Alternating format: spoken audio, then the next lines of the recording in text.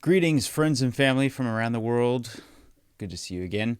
It's been a minute, so thank you for hanging around and waiting for this episode. I have a lot of awesome stuff to talk about today, so definitely worth the wait. Um, wow, it's a crazy time in the world. I'm just sort of getting in the headspace every day of what is really happening with the war in Europe and what is really happening with all the repercussions of that and our politics and our supply chains and gas prices and all this daily life that we experience. And even though we're musicians and we're sort of outside the realm of like the workforce as I look at it, it really does affect everybody.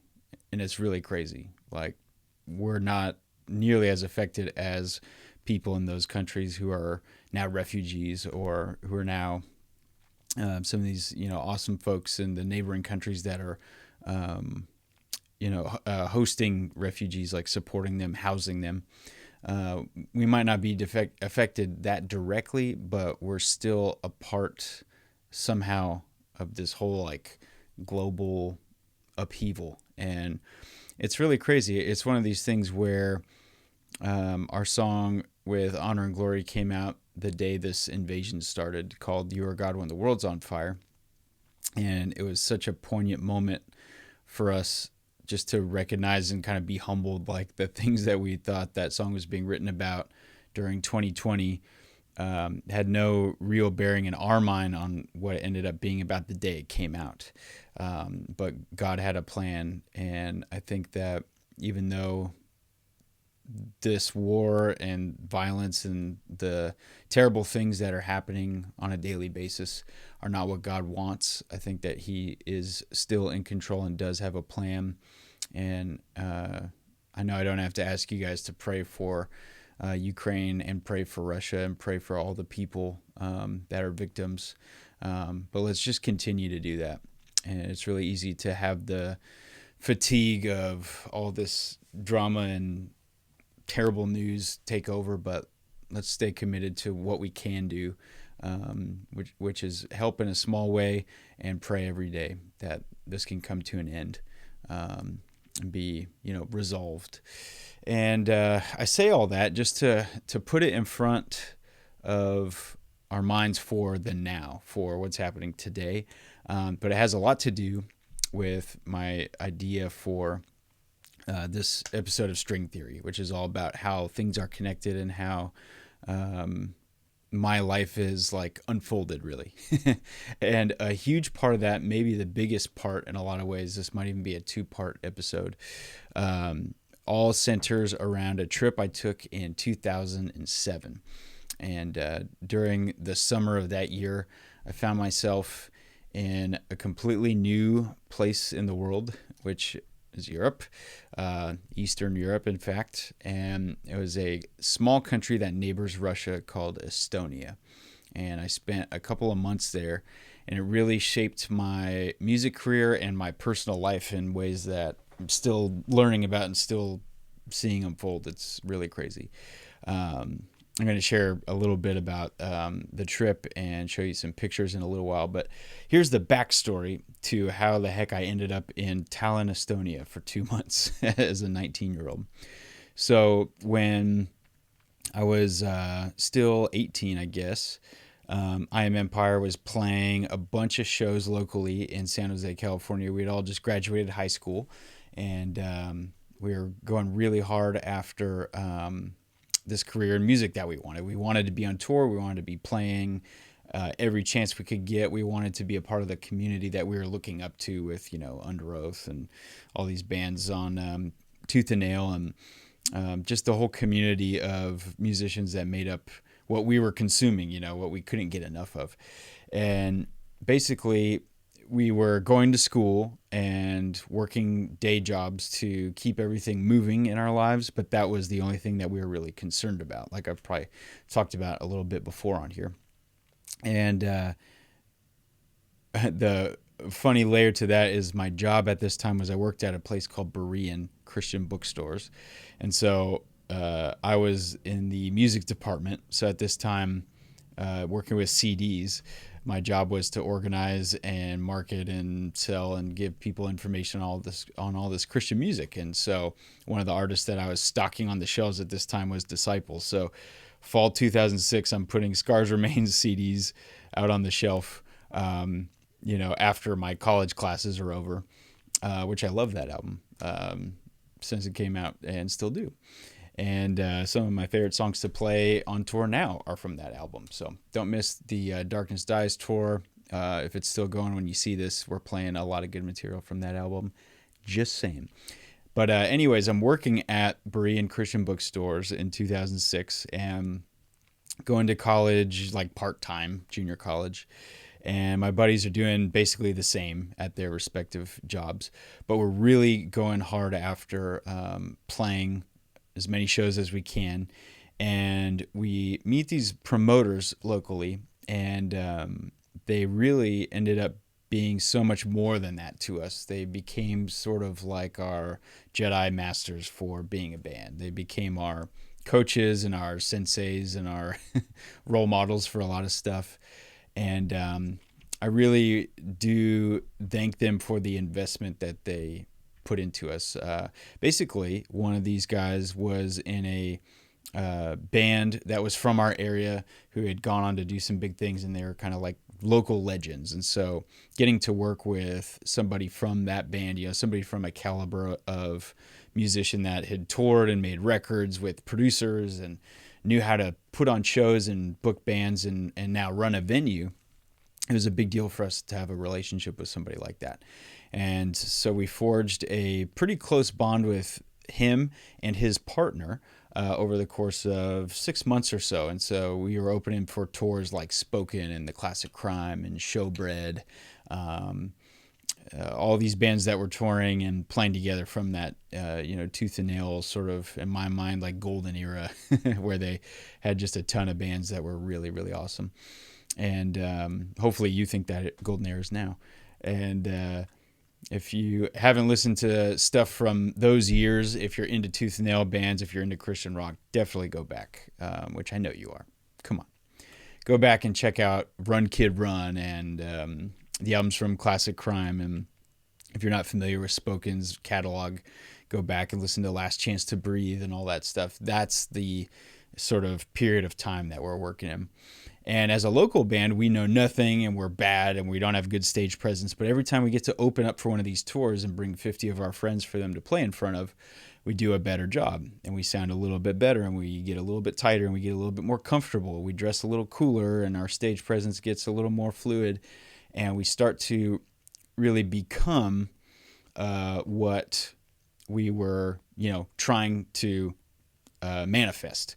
And that was a really exciting time. I'll never forget going to Denny's after those shows with our friends and with people we just met at the show, at midnight in East San Jose, and just, I don't know, soaking in that like independence and that youth and that fire that comes with that time of life, because, you're old enough to drive your own car and be out on your own, but you also have no responsibilities really, other than like showing up to class the next day. So it was a really cool time, and those shows and those experiences are really, really fond for me. And these promoters, this guy and his partner, like I mentioned, really took a sort of peculiar liking to us. We were not the best band. We didn't have the biggest draw, but they thought that we had a spiritual component that they recognized as, fellow Christians and fellow, faith-based music lovers. And they wanted us to be a band that they sort of worked with as management. And so we started this relationship, and this promoter's partner, who is, for all intents and purposes, really running the show, had a heritage that I knew nothing about, which was Estonian. And he had a business plan to get this enterprise off the ground in California, where he would book shows and host a network of promoters and venues, And then he wanted to have the second wing of this business be in Estonia.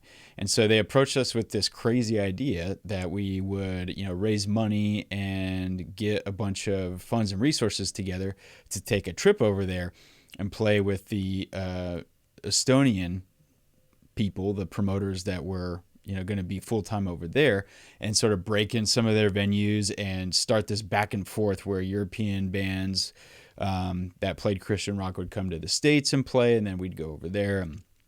It was kind of like a new idea, but they shared it with us in the early phases, and we were, of course, like so excited.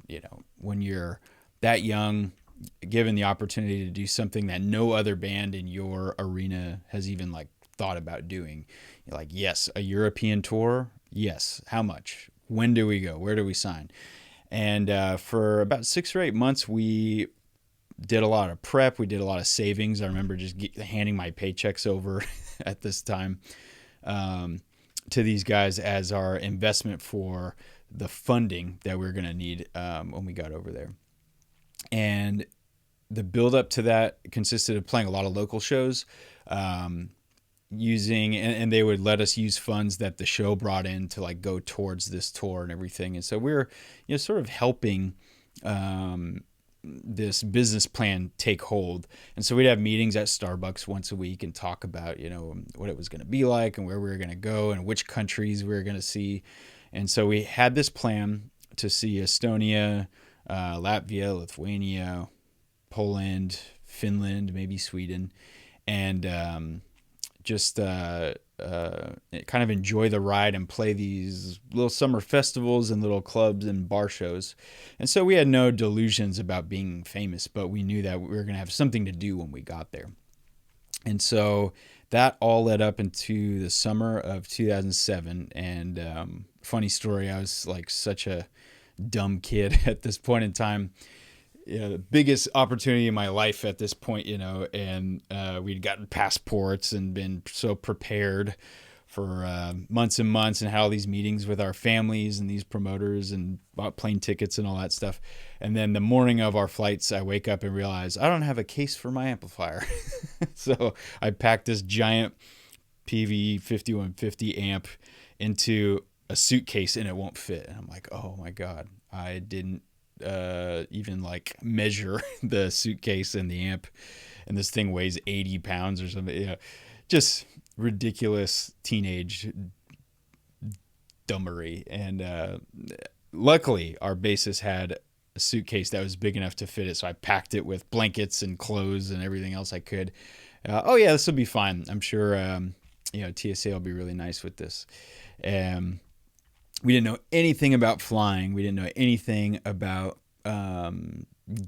gear and security checks. I walked through the gate with my shoes on, and the TSA guy yelled at me and made fun of me in front of everybody.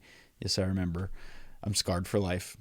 And we were just, hopeless and helpless kids. But we got all of our stuff to where it needed to go. We had a layover in Iceland, and we landed in Helsinki, Finland, and then got all the gear, got all the bags, all the stuff that we needed, and got on a boat, which was a 3-hour ferry from Helsinki to Tallinn, Estonia, which was our final destination. So all we knew is that we were going there, and there was a vehicle and a place for us, and we were going to get started there, and then that would be our headquarters, and we'd branch out over the course of the next 2.5 months. This is like, July to September. And we were going to play all these shows and see Europe and have this adventure. And so we were so excited, and we finally got to where we were going. And I forget if we got picked up or we took a cab or something.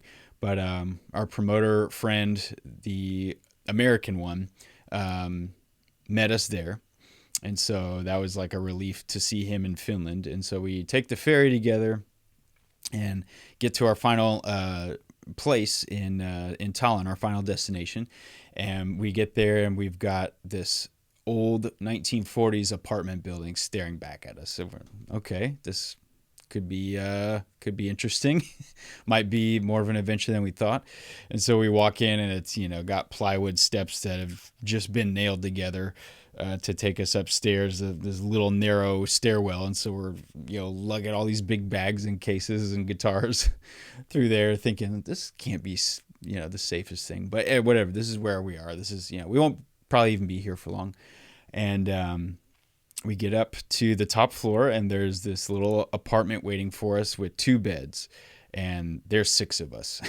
And so if you've been on tour, it's kind of like camping in a house. Like, it's always like this. There's never quite enough room or quite enough personal space. And we didn't really know what to expect at this point because we'd never toured. We'd never played out of state or even really out of town. And we're this local band that just immediately found ourselves overnight from the west coast of the United States to the Baltic states, bordering Russia. And we're in this little apartment, and there's, some cracks in the walls, and there's, maybe not anything above the sketchy level throughout the whole place.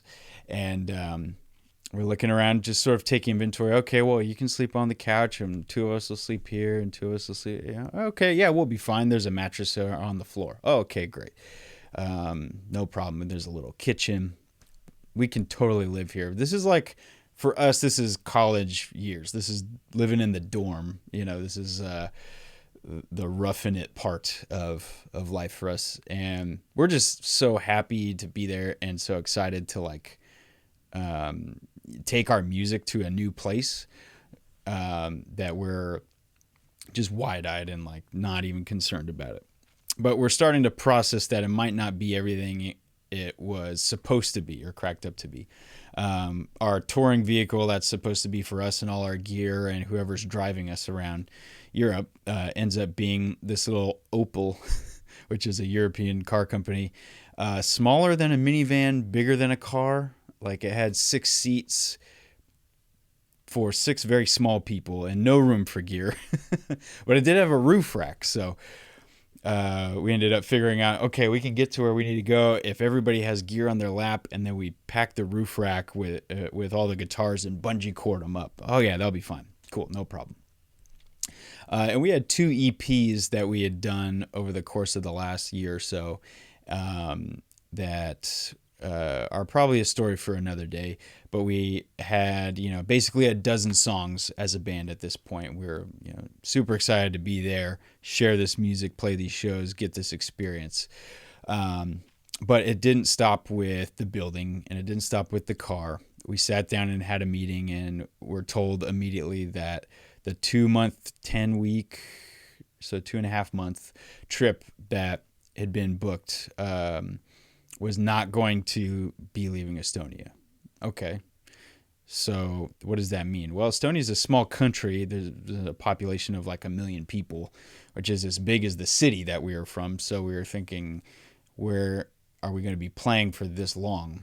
And that leads us to the next bit of news, which is there's only 5 shows booked for the whole time you're here. But don't worry about it. We're going to try to book more. But basically, over the last 6 months, we had been sold this idea that we were going to have a touring vehicle and a big trip and see 5 countries and play 30, 40 shows. And that all fell apart as soon as we put our bags down. And this was not a new experience. The element of disappointment is something that you get used to when you're a new band and you're struggling. And so if you're going through that right now, which I know some of you are, keep your head up, because those things, those moments that seem like failures are what make your successes. Those are the moments that forge who you are. And so that's what this story is about. We find ourselves there, and we've got a choice to make.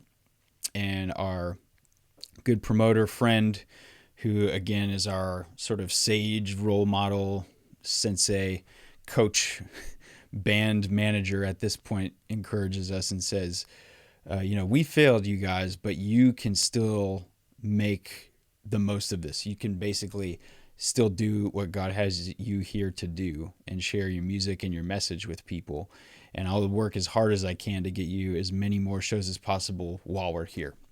And he did, and he got us a few more gigs, and we ended up playing a dozen or so times over the course of that trip. But it was really rough. There was a lot of long days, weeks in between shows, long hours in that apartment with mice eating crumbs off our plates, and our $10 a day food budget had gone down to like $2.50 or something a day. And all of the prices that we had been sort of budgeting for ended up being twice as much. And so half the money was gone that we had worked so hard to save up for the months leading up to this. And this is before smartphones and stuff. So we're on laptops going to internet cafes at 2 a.m. when our family's getting off work in California, just to say hi and, let them know we're alive. And it was a really sort of harrowing emotion to be that far from home and have no real like constant connection. We knew, we can call. One of us had an international phone plan, I think. So we were okay. If it really comes down to it, we're all right. But the comfort and the sort of reassurance that you constantly have as a 21st century American is totally gone. And I think it did a lot for me in a lot of ways. I tried a lot of new food. I got a lot hungrier than I'd ever been. I think our drummer lost 30 pounds on this trip, so that puts it in perspective. I was already skinny. And we were totally fine, but we went through all these challenges that leading up to this point, we had never even come close to facing anything of this scale, right? We are never, like I said, outside of the realm of like, let's go to Denny's, let's eat until we can't eat anymore. Let's, play a great show to a bunch of our friends down the road and then drive back home after. Let's, spend 100% of our money that we make at our jobs on our gear and our band's adventures, because why not? And this trip really taught me and taught these guys I was in the band with how to grow up in a lot of ways. Definitely how to grow up as a musician and how to, be forged in the fire, so to say, of this challenge instead of letting it overtake us and defeat us and send us back home.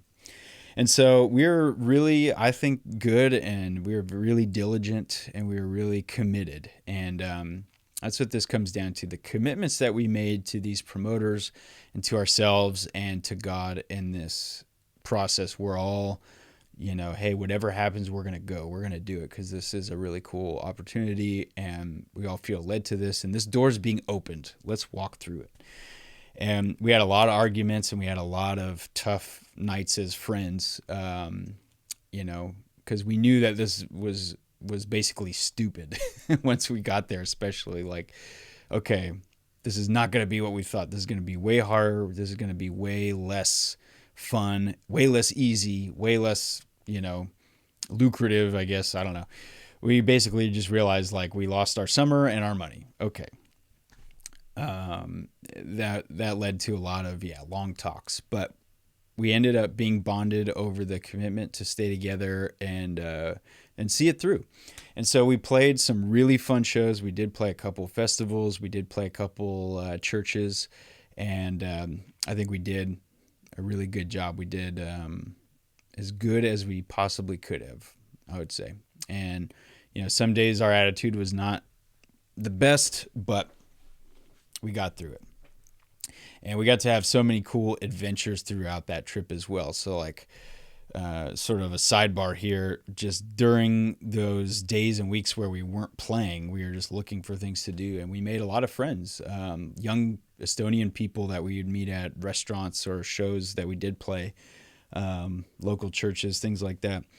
And we'd go out on these summer nights to explore this new part of the world. And we got to wade out, 200 yards into the Black Sea, which only comes up to your knees, in the middle of the night. And we got to, see all this European landscape that we'd never imagined we'd see in person. We'd only seen it in movies and heard about it in stories. And it's definitely different, when you're in a place like that. This was a Soviet satellite state. So for decades, this was the Soviet Union where we were standing on this trip. And that was like scary and intimidating. But what we realized is that even though they've been a independent country for only 15 or 16 years at this point, Estonia's got a long history as a people and a nation that we know nothing about. They've got a center of downtown that they call Old Town, where the castle walls from the year 900 are still standing, and the cobblestone paths have all been restored. And they've got a McDonald's in there, so of course we ended up eating there like constantly. I could still order a kahikorne juustoburger if I need to get a double cheeseburger in Estonia. And I'm not kidding, it is the best McDonald's in Europe if you ever go. Bar none. Like, McDonald's in America is here. McDonald's in Europe, and especially in my memory anyway, in Estonia, is like 10 notches higher. It's the same stuff. I don't know why, but maybe they use better ingredients. I don't know. Maybe it's just the familiar tastes when you're far from home. But McDonald's was it. And every other time we'd, be fed by Estonian people, they'd give us, some new, to us, really weird thing that we'd never had before. But it taught me how to appreciate culture and embrace different ideas and different backgrounds and different, ideologies, people that we feel like we're probably exactly the same as. We do have different aspects in our cultures. And what's cool is trips like this teach you to appreciate them and bond and really focus more on like what makes us similar, not what makes us different. Because we appreciate those small differences. They're cool, they're interesting and fascinating. And, I come from a place that's been independent for as long as my family and my ancestors have been here. And these people that were our age remember when the wall came down. They remember what it was like when their parents were celebrating in the front yard, making a human chain all the way from the Mediterranean to the Black Sea, or whatever this system of people was when the wall came down, and they celebrated that moment because the Soviet Union went away. They were kids when that happened. And so hearing about how that shaped their life and their land and their culture was just like something we would have never gotten if we weren't there. And what was great is they loved the same music that we did. Europe loves metal. They love rock and roll, and they received us really well when we did play. And the people, the friends that we made really appreciated us too. And probably the most insane thing that we did, and this could be a whole episode on its own, was we followed our friends to this cool, spooky summer nights hangout spot, which ended up being an abandoned Soviet base. And I'll throw up some pictures when I do the edits on this, but basically there was a Soviet army base, maybe a training facility or something, in Estonia that had just been abandoned, kind of like set on fire and left in the early 90s. And so at this point, it had just become this, sort of haunted, spooky teenager hangout place. And I still think back to that, like, wow, what were we thinking? But, you meet people and, oh, yeah, we've been all the time. We go all the time. It's fun. You trust that kind of blindly and just embrace the adventure, especially when you're in our position with not a lot of other entertaining things going on. And it was, and probably will always be, the most insane thing I've ever participated in. But you walk up and there's a mural at the front of this base with soldiers marching with the Red Star with graffiti all over it. And you walk past that and there's these like concrete bunkers, right? You walk into one of the bunkers and there's a staircase that goes down. And so it's really up north Estonia. So it's not really hot in the summer, but it is near the Arctic Circle. So it's light almost all day. So it must have been 2 a.m. because it was all the way dark finally. and it's still nice and warm out, but you walk down the staircase in the bunker and it drops 40 degrees. It's like freezing down below ground. So we actually, they told us, bring jackets. So, okay. So we're underground and we have these, flashlights, and we had some video cameras and digital cameras to take pictures with and stuff. And we start going through these catacombs, and it took us an entire night, basically until the sun came up, I think. And then coming back a second day to explore even a fraction of this maze underground. And it was just full of, bed frames and burnt papers everywhere, and just charred concrete. I mean, if you could imagine like what would hell look like, this place is totally it. This is a dungeon. This is like the bowels of, the enemy's evil lair, like Vader's castle. This is terrible. Whatever this is, in terms of like being an American in an old Soviet base, that's like the weirdest thing I can imagine. Like, how could that ever be okay? You grew up watching all these movies with the Russians being the bad guys and stuff, and then you find yourself in an actual physical place that no one really knows about. It's not advertised, it's not roped off, it's not like government sanctioned or memorialized, or it's not a monument. This is just abandoned. And so, of course, we grabbed souvenirs. We found a gas mask, and we took pictures by the big blast doors. And it's like we were in Call of Duty while we were walking around this place. Just completely insane. And there's bats flying right over our heads all night. I think somebody had a bat fly into their head, which is, of course, in the moment, just the like funniest thing you can imagine. And as far as I know, no one's walked away with radiation poisoning or rabies. But yeah, it's very much like Chernobyl or something just insane. This place was literally lit on fire and then abandoned. And we found train tracks underground that went down this tunnel, and we walked for, it felt like miles, as long as we could walk, and just had to turn around because I have no idea where this tunnel went, if it goes all the way to Moscow or something. And the scope and the size of this like crazy underground catacomb military chamber thing made a really, as you can tell, a really big impression on me, because growing up with a dad who's really into war history, and being a kid who's really into fighter planes and war movies and Top Gun and all this stuff, it was kind of like this moment of like humanity was finally attached to this idea of bad guys, right? It was a really insane moment that I was not in any way prepared for. Like, somebody lived here, somebody trained here, somebody was maybe forced to be here, somebody maybe worked their whole lives to have the opportunity to get here, just to, be a part of this, like, a part of this force, a part of these people.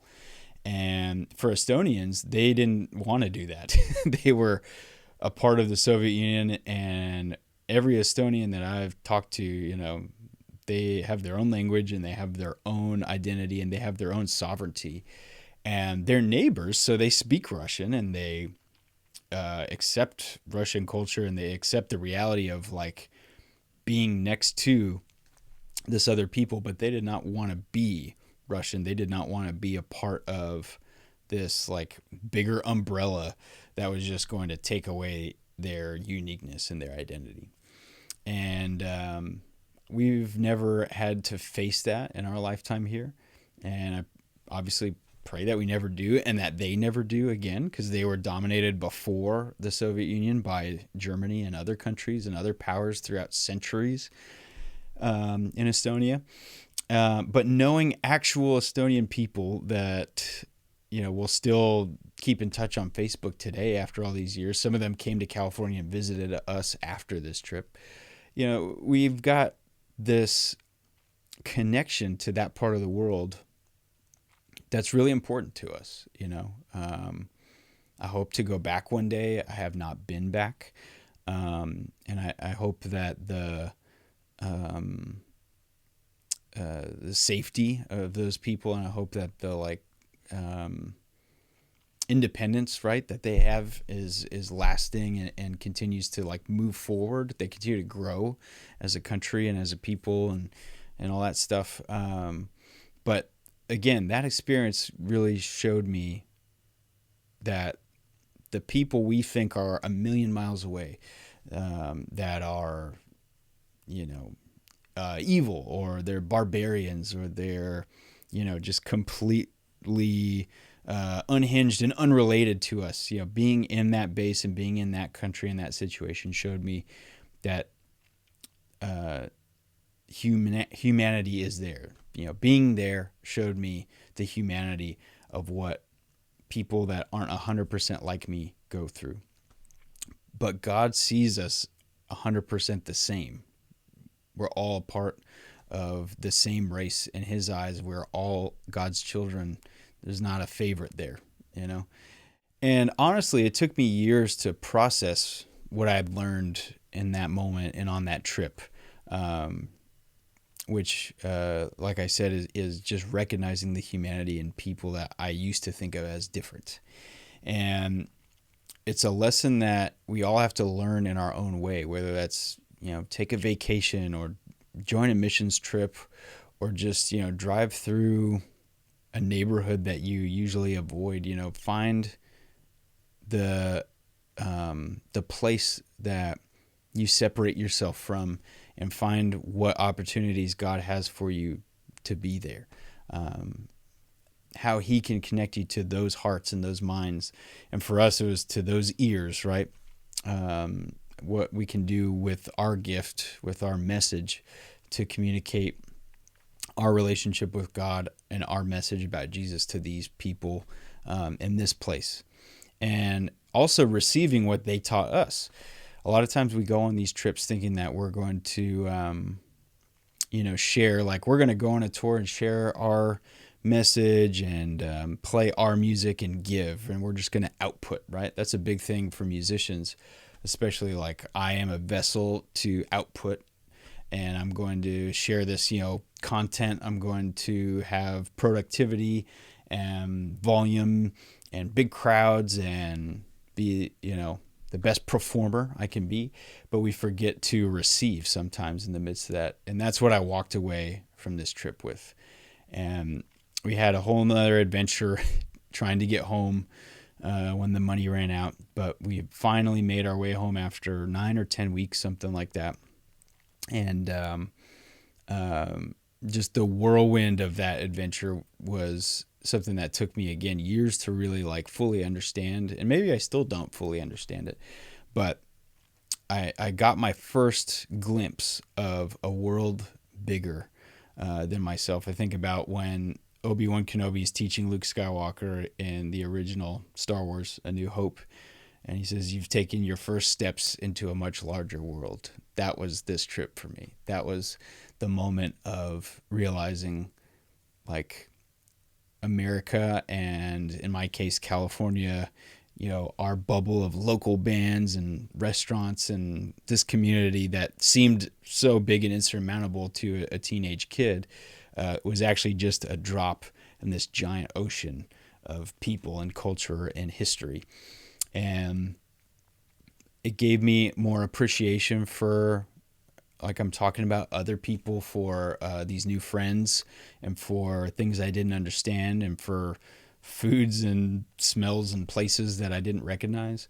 But it also gave me a new appreciation for God, for God's creation, for God's plan, and for God's complexity. And my bond to this part of the world and those memories is totally under siege right now with this like looming threat in the war. And we don't know what to call this war right now.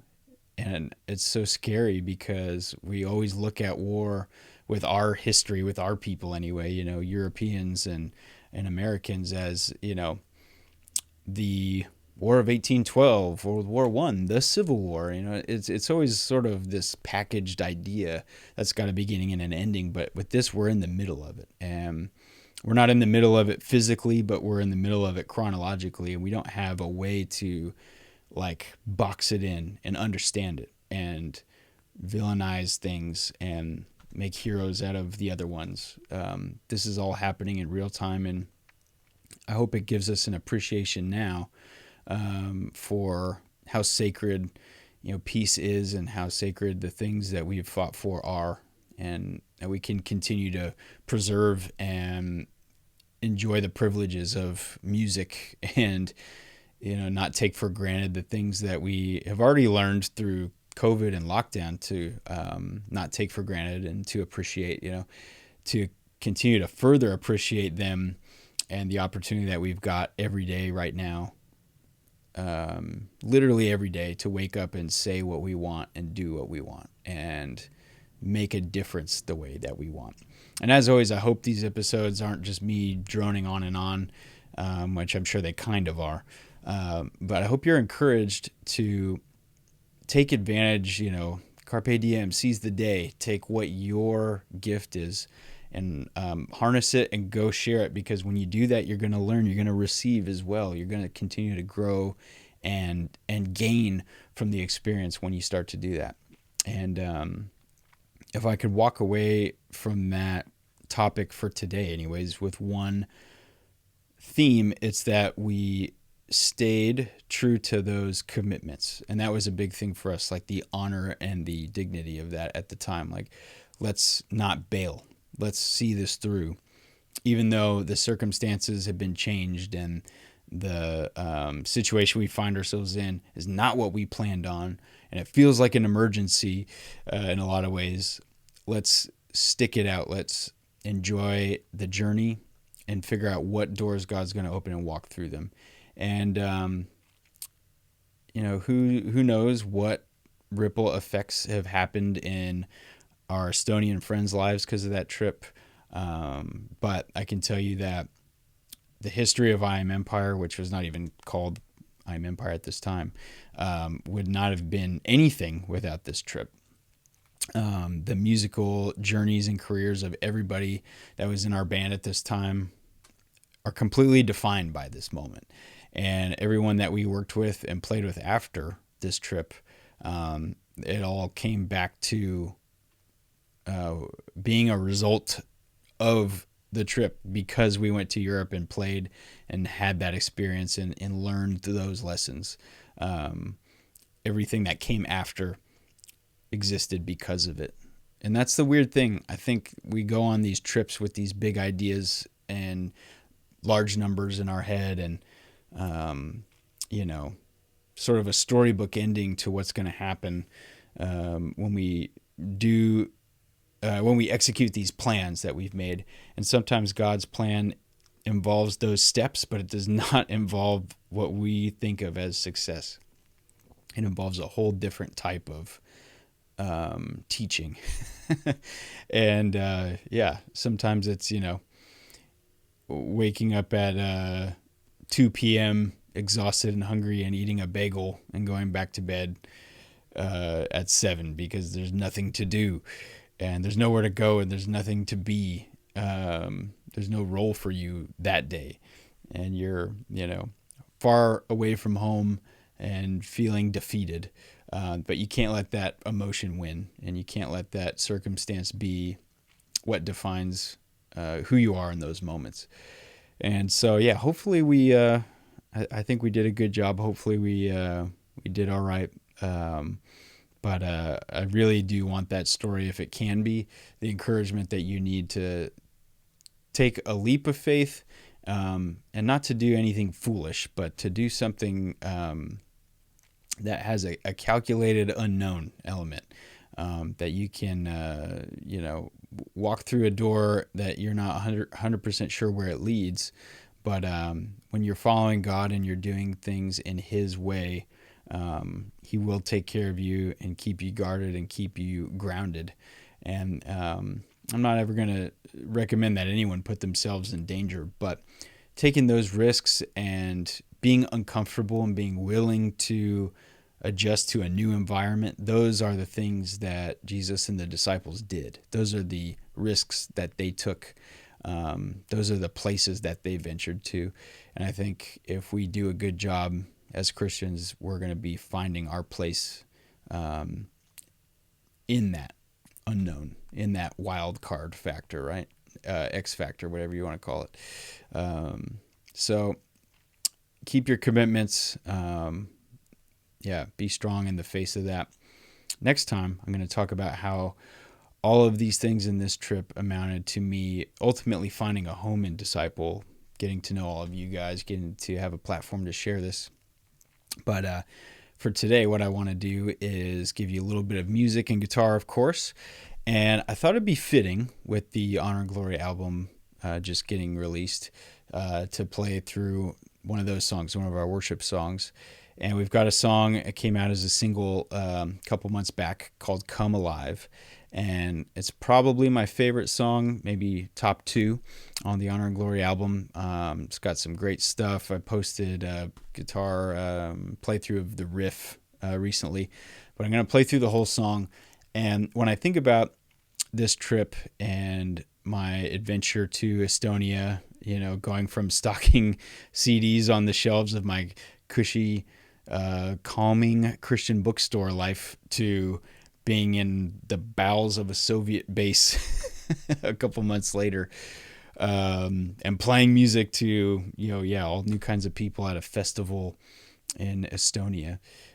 There's one thing that rings true, and it's like, that was the coming of age, right? That was the defining chapter in my young life, leading me from being a kid that only knew my parents' world to being in my own.